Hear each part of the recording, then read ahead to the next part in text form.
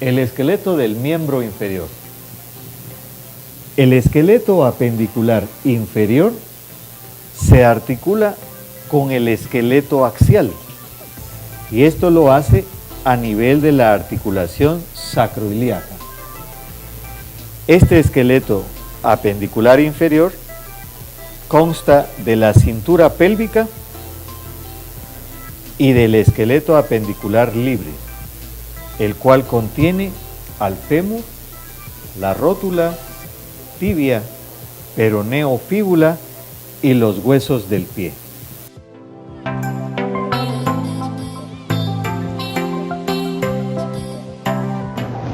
Los huesos de la cintura pélvica. Un hueso coxal derecho, un hueso coxal izquierdo y el hueso sacro.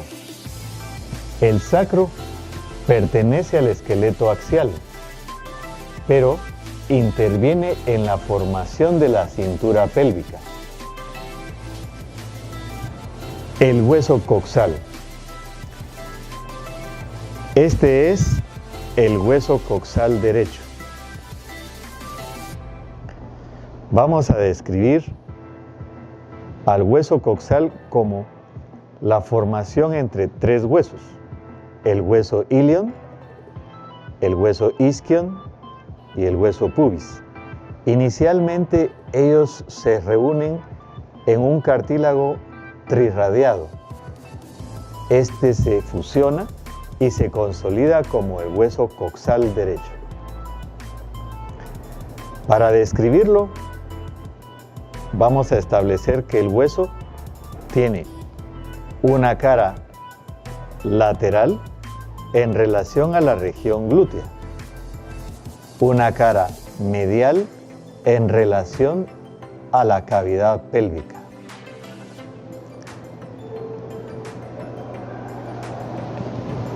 Este hueso coxal derecho es un hueso plano, el cual se describe con 4 ángulos: ángulo antero superior, ángulo antero inferior, ángulo postero inferior y ángulo postero superior.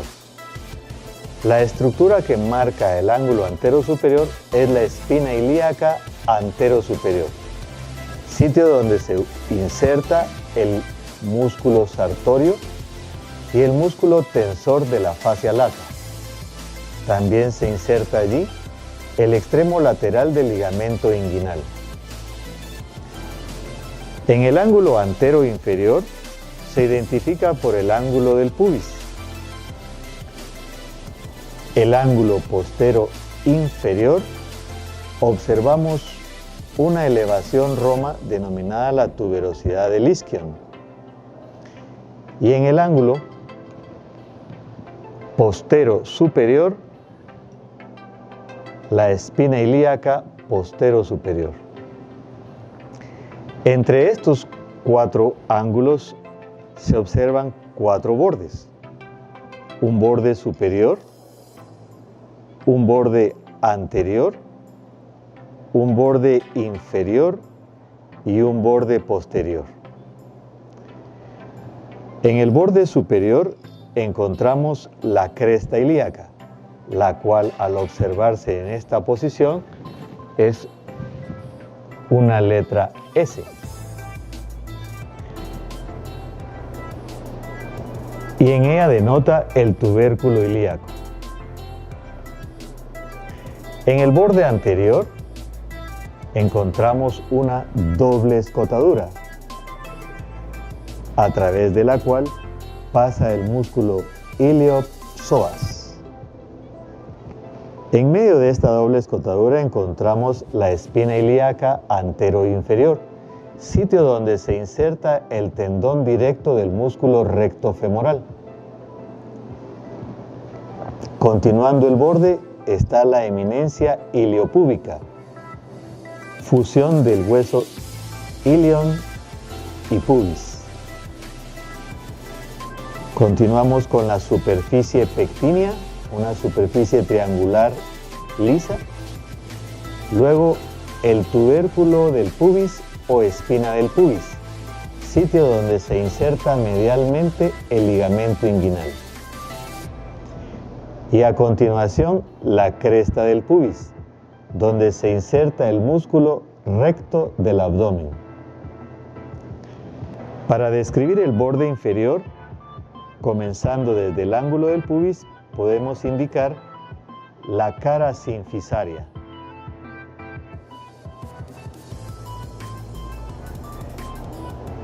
Con su contralateral se formaría la articulación de la sínfisis del pubis. Luego continuamos con el borde inferior de la rama inferior del pubis y el borde inferior de la rama del isquion. En el labio medial se insertan los músculos transversos del periné. En el labio lateral se insertan los músculos aductores del muslo. Aductor largo, aductor corto y aductor mayor. En medio de estos dos labios se encuentra el cuerpo cavernoso y el músculo isquiocavernoso. Continuando con el borde posterior, describimos primero una escotadura ciática menor o incisura isquiática menor y luego una escotadura ciática mayor o incisura isquiática mayor. Entre ambos encontramos la espina ciática. En el hueso articulado podemos apreciar que ambas escotaduras se han convertido en agujeros debido a la presencia del ligamento sacrotuberoso que llega a la tuberosidad isquiática y sacroespinoso que llega a la espina ciática. Por el agujero ciático mayor sale el músculo piriforme. Por el agujero ciático menor sale el músculo obturador interno.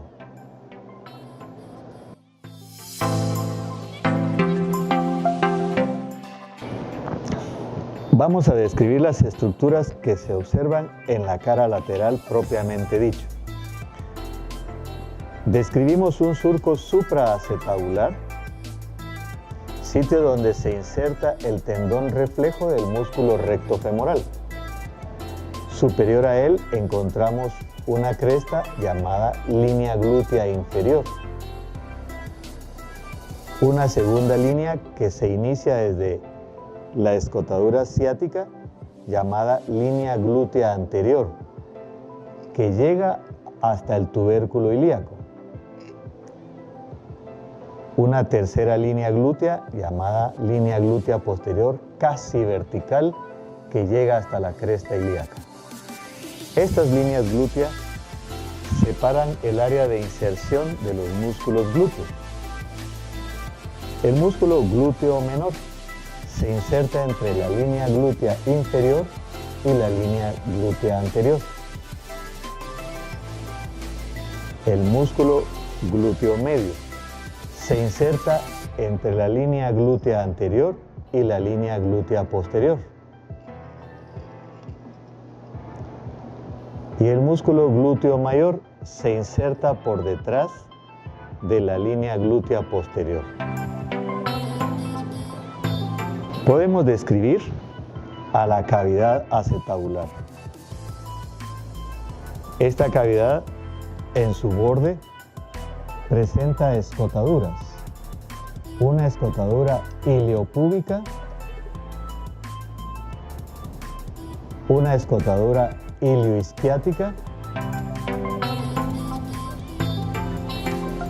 y una escotadura isquiopúbica más conocida como escotadura acetabular. Dentro de la cavidad acetabular podemos encontrar una superficie central, cuadrilátera y rugosa. Esta superficie no es articular, mientras que una superficie periférica lisa y cóncava, denominada cara semilunar, esta es la superficie articular. El acetábulo participa en la articulación coxofemoral.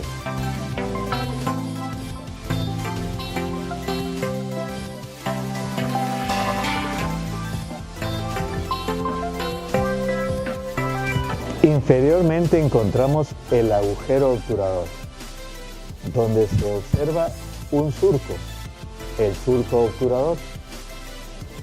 Este agujero es ocluido por la membrana obturatriz, convirtiendo al surco en un conducto obturador por el cual pasan los vasos y nervios obturadores. En su cara medial podemos apreciar una línea arqueada. Esta línea en su extremo posterior es roma y su extremo anterior es aguda. Se conoce como el pecten del pubis o cresta pectínea. Superior a esta línea arqueada, que es cóncava y oblicua, está una superficie amplia, cóncava y lisa. Aquí se inserta el músculo ilíaco y se conoce como la fosa ilíaca. Podemos encontrar un agujero nutricio. Posteriormente está el área o superficie sacropélvica, donde encontramos la tuberosidad de ilion. Es una superficie muy rugosa debido a la inserción de múltiples ligamentos que unen al sacro y al ilíaco en una articulación fibrosa sin desmosis. Luego observamos una cara auricular que utiliza el ilion para articularse con el hueso sacro y formar la articulación sacroiliaca.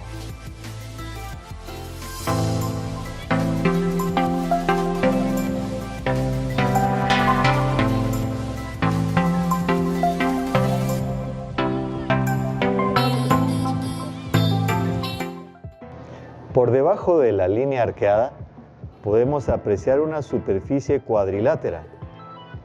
Esta superficie corresponde a la fosa acetabular. En esta área y sobre la membrana obturatriz se inserta el músculo obturador interno, el cual sale por el agujero ciático menor.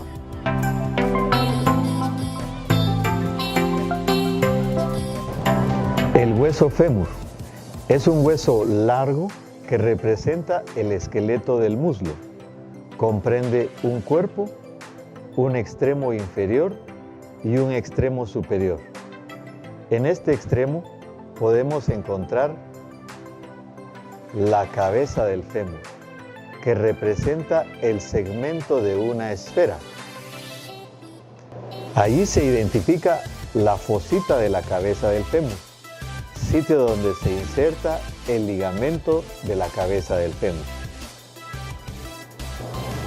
El cuello anatómico del fémur posee una cara anterior y una cara posterior, con un borde inferior y un borde superior.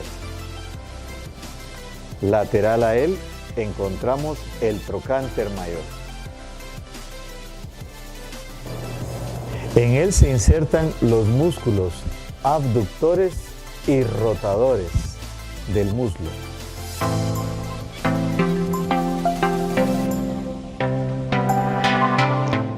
Observamos la fosa trocantérica en la cara medial del trocánter mayor. Allí se insertan el músculo gemelo superior, gemelo inferior, obturador externo y obturador interno.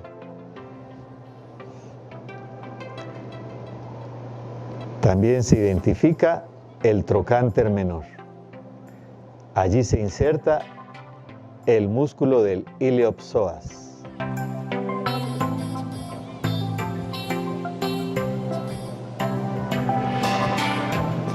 En la superficie anterior encontramos una cresta denominada línea intertrocantérica, que viene desde la base del trocánter mayor en dirección al trocánter menor. Esta se forma debido a la inserción del ligamento iliofemoral. Se continúa inferior y medialmente con el nombre de línea en espiral, hasta llegar al labio medial de la línea áspera. En la superficie posterior vamos a encontrar la cresta intertrocanteria entre el trocánter mayor y el trocánter menor, y en ella se encuentra el tubérculo cuadrado, sitio donde se inserta el músculo cuadrado femoral. El cuerpo del fémur es prismático triangular. Posee un borde lateral, un borde medial y un borde posterior. Este borde posterior se denomina línea áspera. La línea áspera tiene un borde llamado labio medial que se continúa como la línea espiral y luego será la línea intertrocanteria. El labio lateral continúa como la tuberosidad glútea, sitio donde se inserta el músculo glúteo mayor. En el intersticio de estos dos labios surge una cresta denominada línea pectínea en dirección al trocánter menor. Aquí se inserta el músculo pectíneo.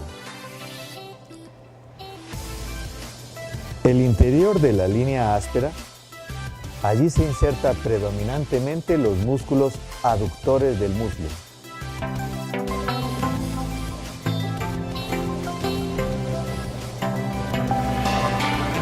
Inferiormente, la línea áspera se bifurca y formará dos líneas, una línea supracondilia medial y una línea supracondilia lateral. Entre ambas se forma una superficie triangular denominada la cara poplitea. Estos bordes han establecido entonces tres superficies. Una superficie o cara anterior, la cual es lisa y convexa. Una superficie posterior y lateral o cara posterior lateral. Y una superficie o cara posterior y medial,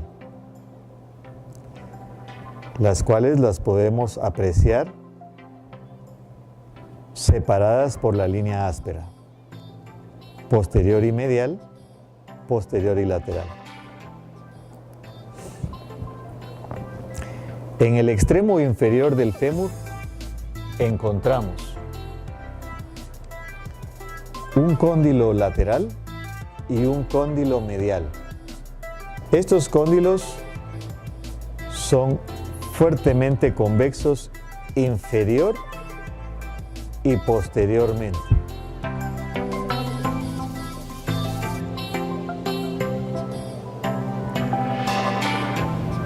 Entre el cóndilo medial y el cóndilo lateral existe la fosa intercondilia, la cual es amplia y profunda. En la cara anterior podemos encontrar la cara rotuliana, conocida también como la tróclea. Es una superficie lisa, la cual corresponde a la articulación fémoro-rotuliana. En la cara lateral del cóndilo lateral encontramos una elevación, la cual representa al epicóndilo lateral, sitio donde se inserta el ligamento colateral fibular o colateral peroneo. En la cara medial del cóndilo medial encontramos también una elevación que corresponde al epicóndilo medial, sitio donde se inserta el ligamento colateral tibial. Superior al epicóndilo y como parte de la línea supracondilia encontramos un pequeño tubérculo denominado tubérculo del aductor. Allí se inserta el tendón del aductor mayor.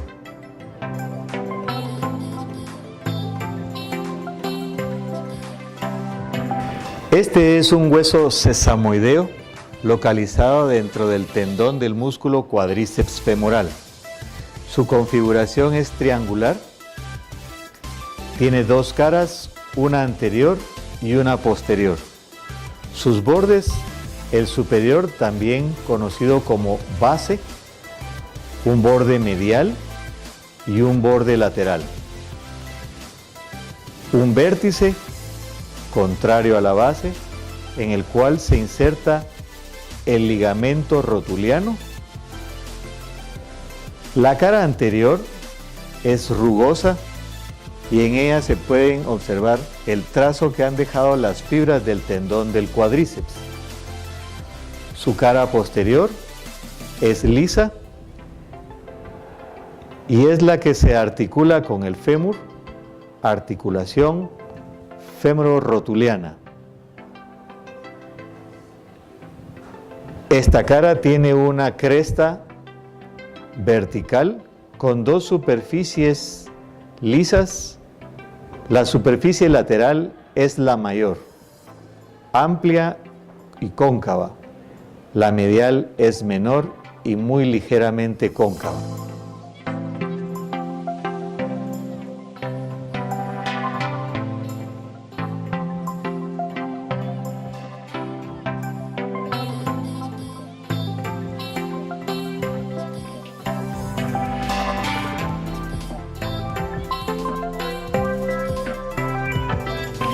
En el esqueleto de la pierna, la tibia ocupa la posición medial. Este es el esqueleto de una pierna lado izquierdo. La tibia comprende un cuerpo, un extremo inferior y un extremo superior.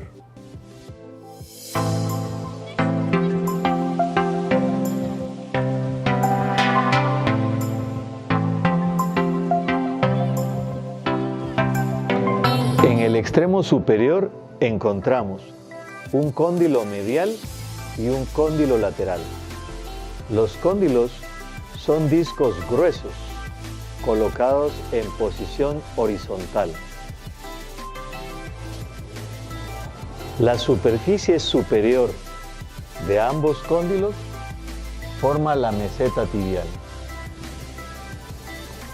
La meseta comprende una superficie articular del cóndilo lateral y una superficie articular del cóndilo medial. Entre ambas hay una región intercondilia, la cual contiene un área intercondilia anterior, sitio donde se inserta el extremo anterior del menisco medial y menisco lateral, más el ligamento cruzado anterior.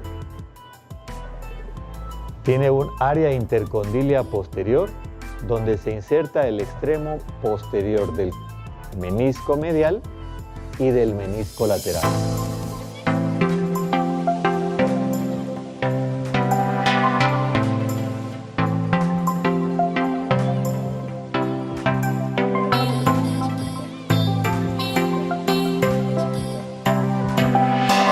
Al buscar en el cóndilo lateral, en posición posterolateral, vamos a encontrar una superficie articular.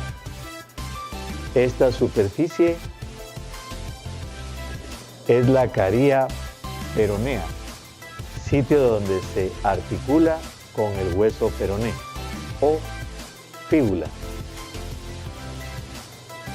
En posición antero-lateral encontramos un tubérculo.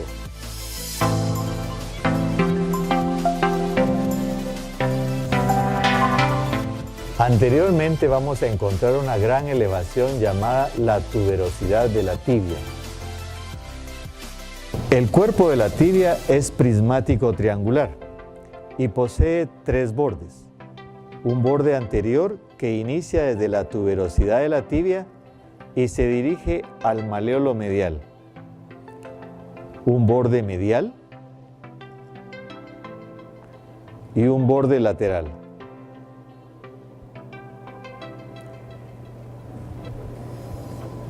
Este borde lateral también es conocido como borde interóseo, debido a que ahí se inserta la membrana interósea. Estos 3 bordes delimitan 3 superficies o caras: una cara anterior y medial, una cara anterior y lateral, una cara posterior. En la cara anterior y medial vamos a encontrar en su extremo superior el área donde se insertan 3 tendones. Aquí se insertan 3 tendones. Uno pertenece a un músculo del compartimiento anterior del muslo llamado sartorio. El segundo pertenece a un músculo del compartimiento medial del muslo llamado grácil. Y el tercero pertenece a un músculo del compartimiento posterior llamado semitendinoso. Los 3 tendones forman la inserción de la pata de ganso.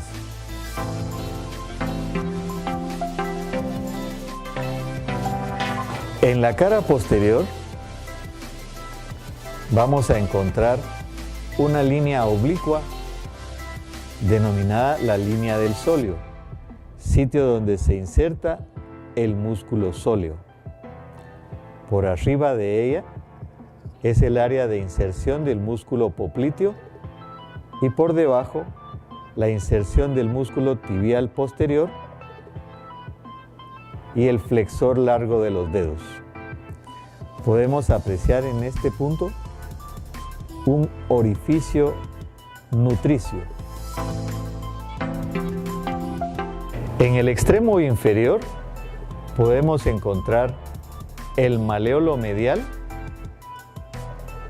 que posee una cara lateral articular y una cara medial subcutánea.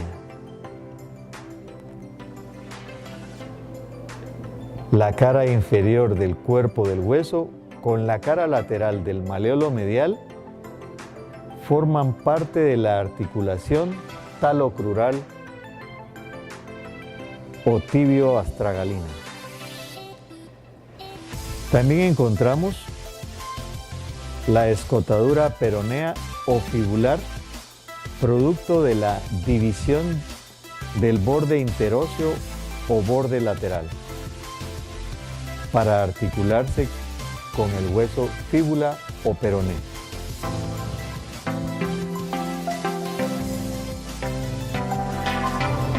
En el esqueleto de la pierna, el peroné o fíbula ocupa la posición lateral. Este es el esqueleto de la pierna izquierda. Podemos observar que el peroné o fíbula no participa en la articulación de la rodilla. Este es un hueso largo que contiene un cuerpo, un extremo inferior y un extremo superior.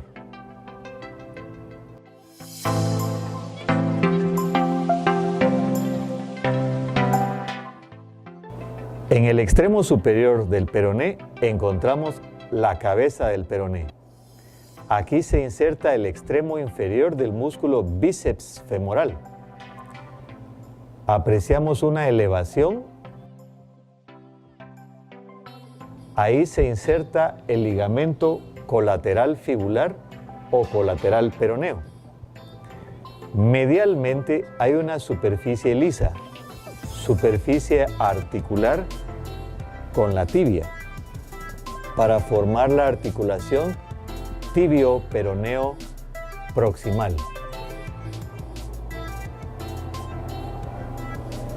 Por debajo de la cabeza se encuentra el cuello del peroneo.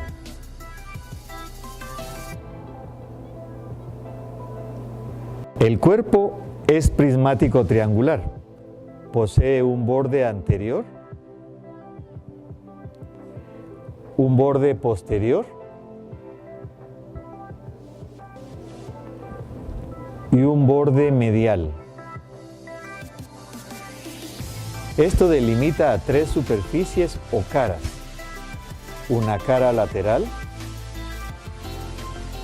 una cara anterior y medial y una cara posterior y medial. En la cara lateral podemos identificar cómo el borde anterior tiene una cresta que cruza la cara en su extremo inferior y es la cresta oblicua, hasta dirigirse al maléolo.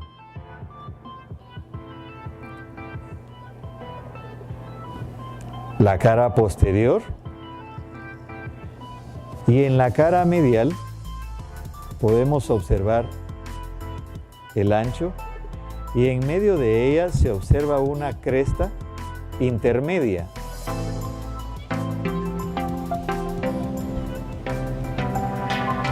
En el extremo inferior encontramos el maléolo lateral,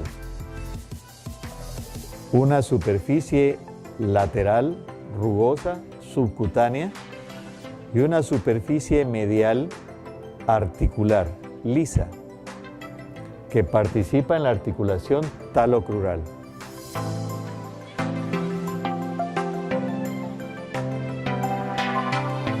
La superficie articular con el astrágalo o talus. La superficie articular con el astrágalo o talus, articulación del tobillo.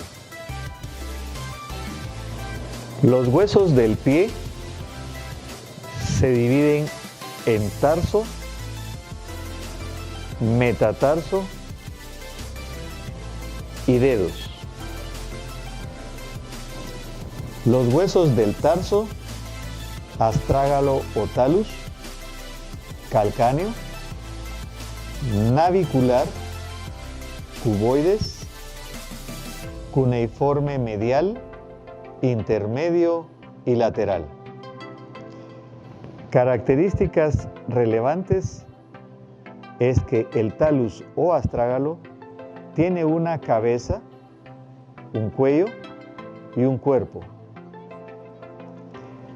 El calcáneo, en la cara medial, tiene una estructura llamada el sustentaculum del astrágalo. En su cara lateral,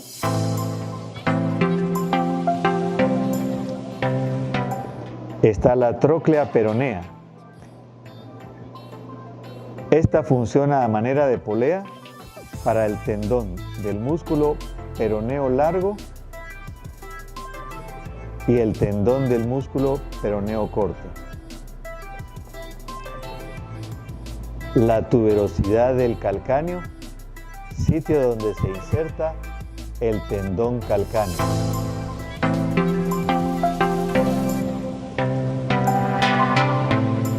El astrágalo en su cara inferior tiene un surco y el calcáneo en su cara superior tiene otro surco. Entre ambos se forma un conducto llamado el seno del tarso. El hueso navicular tiene una tuberosidad que recibe al ligamento calcáneo navicular. Este ligamento se inserta en el sustentaculum del calcáneo y se inserta en la tuberosidad del navicular, creando un soporte inferior a la cabeza del talus o astrágalo. Los huesos del metatarso se enumeran como primer metatarsiano, segundo, tercero, cuarto y quinto metatarsiano, de medial a lateral. Cada metatarsiano posee una base, un cuerpo y una cabeza que se articula con las falanges. Los dedos del pie tienen 3 falanges, excepto el primer dedo, que solo posee una falange proximal y una falange distal. Cada falange posee una base, un cuerpo y una cabeza que se articula con la falange distal. Las articulaciones entre los huesos del tarso y metatarso se denominan articulaciones tarsometatarsianas. Las articulaciones entre el metatarso y los dedos se denominan metatarsofalángicas, pero podemos encontrar articulaciones intertarsianas como articulaciones intermetatarsianas y las articulaciones interfalángicas. Existe una articulación muy relevante que es la articulación transversa del pie, localizada entre el astrágalo y el navicular y entre el calcáneo y cuboides. Esta es la articulación transversa.